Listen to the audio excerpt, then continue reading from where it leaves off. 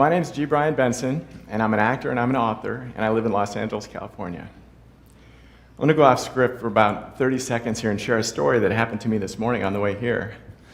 As I was driving over, I turned some music on to kind of pump myself up, and a song came on that had the lyrics, "Although I have no place to hide, I don't think I'm scared."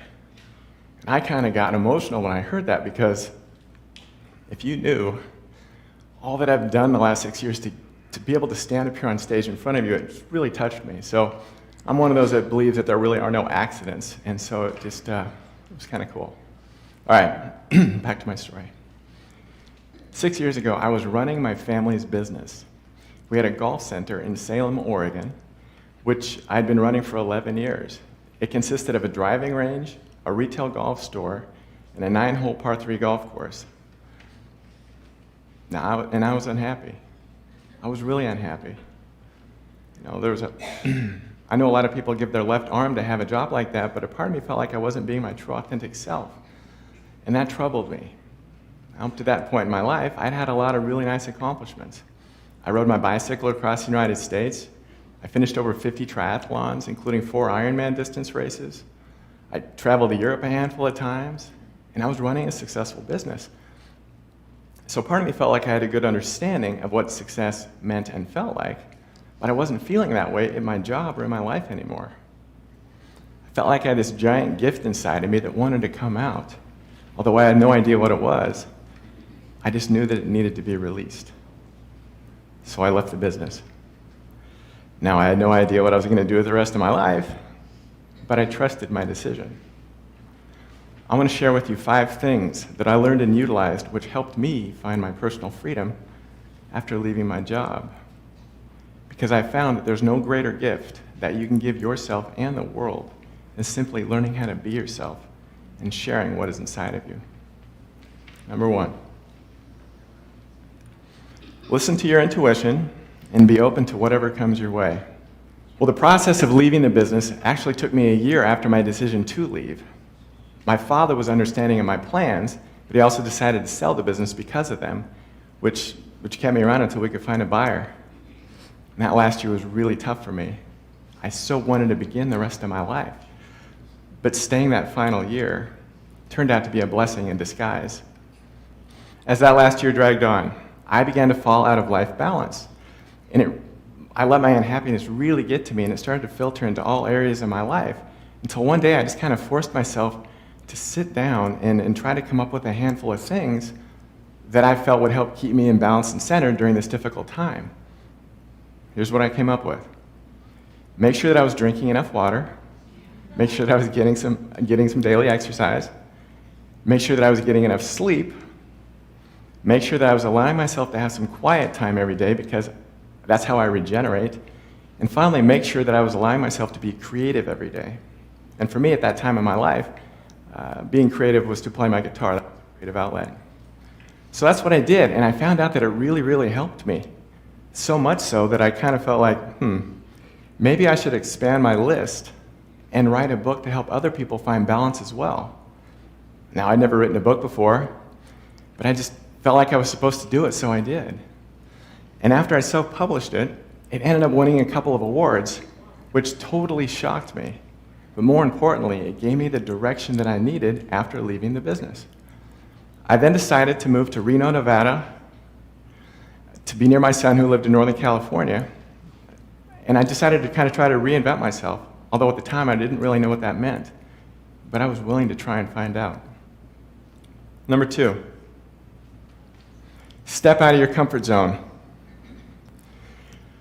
Well, after I wrote the book, I began to feel like maybe I needed to learn how to become more comfortable in front of folks.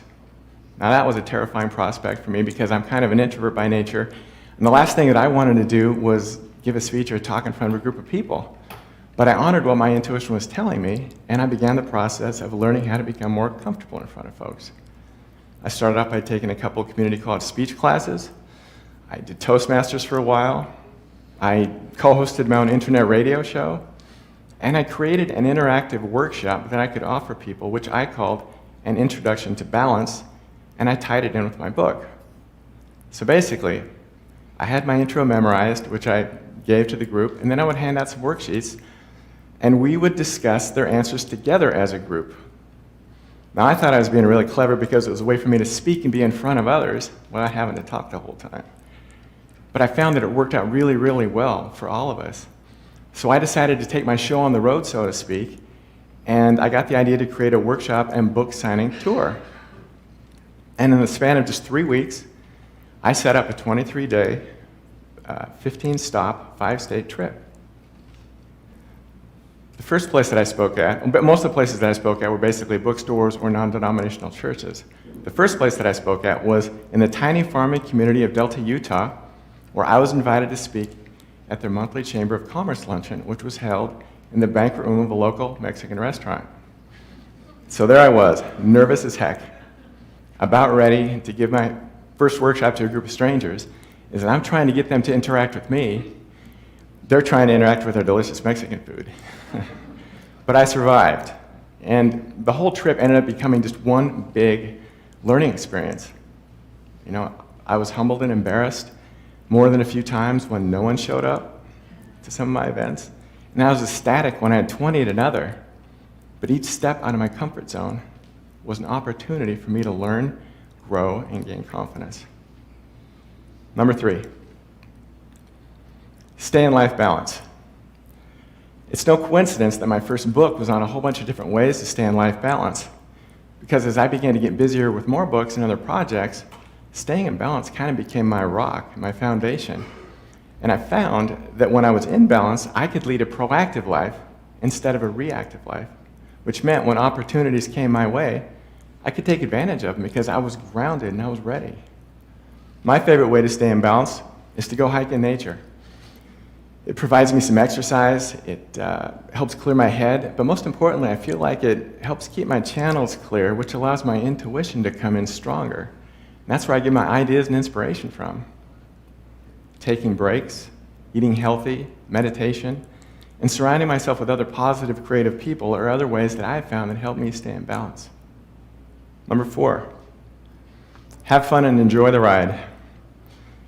This lesson probably took me the longest to learn, and I'm still working on it just a little bit. As I began to have a little bit of success with my books, I began to put a lot of pressure on myself to be perfect. I mean, after all, here I was writing self-help books. I began to feel like I needed to be the one who had it all figured out, and so I tried to act like I did, even though I didn't. You know, I began to lose the fun, sometimes goofy guy that I could be. I even began to monitor what I posted on my Facebook pages, feeling like they needed to resonate to some guru-like standard. And although I was on this amazing journey of self-growth and discovery, I took a few steps backwards because I wasn't sharing all of me. And it wasn't until I realized that my imperfections were what made me authentic and real did I begin to truly enjoy my life. I didn't need to be Superman. I just needed to be me. Number 5, there are no rules, expect the unexpected.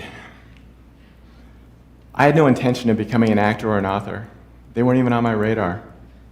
The only reason I took a beginning acting class a few years back was because I felt like it would be another tool that would help me become more comfortable in front of people. But I would soon find out that it'd be an important part of my self-growth and creativity process. Shortly after beginning that acting class, I had an idea come to me in the form of a dream that I had about a street guitarist. When I woke up, I tried to make some sense of it, and I wrote it down, and at the time, I was a closet guitarist. I'd never played in front of anybody before, but I really loved to play the blues.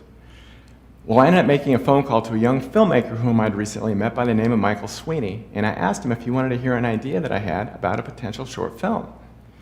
Well, we got together a couple days later, and he loved it. And no more than 2 weeks after that, we were on the streets of Reno, Nevada, filming a movie that I wrote and acted in called Guitar Man. Now, I didn't know what I was doing. I just knew that I wanted to do it. I had a vision. And with Michael's help, we made it happen. And it was such an empowering experience for me. I felt totally alive. I'd never acted before. I'd never played guitar in front of anybody before, but yet there I was doing it on film. Here's a short clip from Guitar Man. Having been playing on the streets for a while, I've become pretty adept at figuring people out and why they pay me money. Well, it's like this. Some folks give me money out of the kindness of their heart, while others pay me because they like my playing. And finally, there are those that pay to impress someone they're with. And then there's John. He's a professional comedian. I've been a cop, a United Really States funny Deputy guy. Marshal, a trash man. I've had every crappy job there is, so what's left but comedian, you know? I mean, my father used to tell me all the time, he says, whenever he was tired, I was saying, go out and play in traffic. And when it was foggy out, he'd make us run between headlights just to see if they were cars or motorcycles. I hate driving anymore, it's ridiculous, you know. I'm driving down the road and I'm behind this young lady, she's back and forth. I dropped my razor and my cell phone. I didn't know which way to turn. Jesus. Oh, man. You know, I always feel better after hanging around John.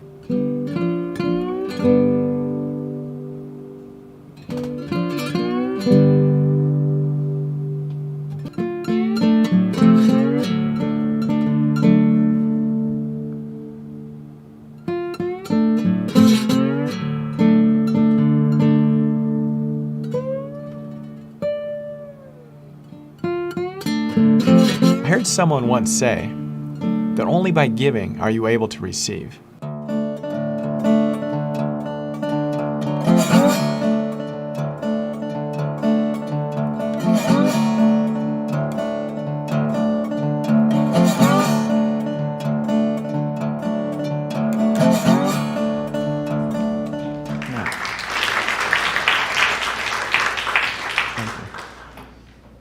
Acting, just like writing, found me simply because I was listening to my intuition. I had no expectations. I just kept an open mind, and I showed up.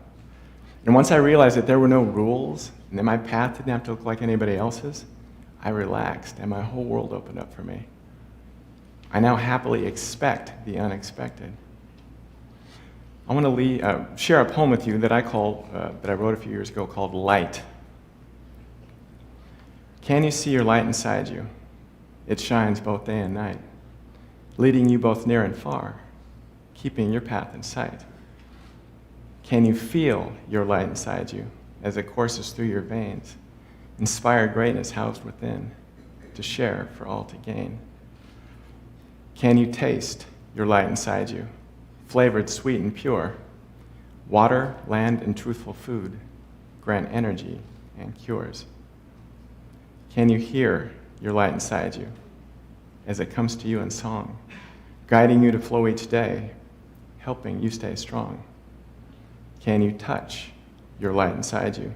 Compassion, joy, and heat, a tender kiss, a warm embrace, rituals to be complete. Can you sense your light inside you? It's spoken from within, hunches, feelings, heartfelt signs, giving life a whole new spin. And will you trust your light inside you? Your gifts, your being, your core. True greatness lay in wait, to be shared, enjoyed, explored. Looking back on my experiences, I didn't reinvent myself, but rather, I peeled away and unraveled who I wasn't. By being myself, I freed myself. And that is my wish for you. Thank you.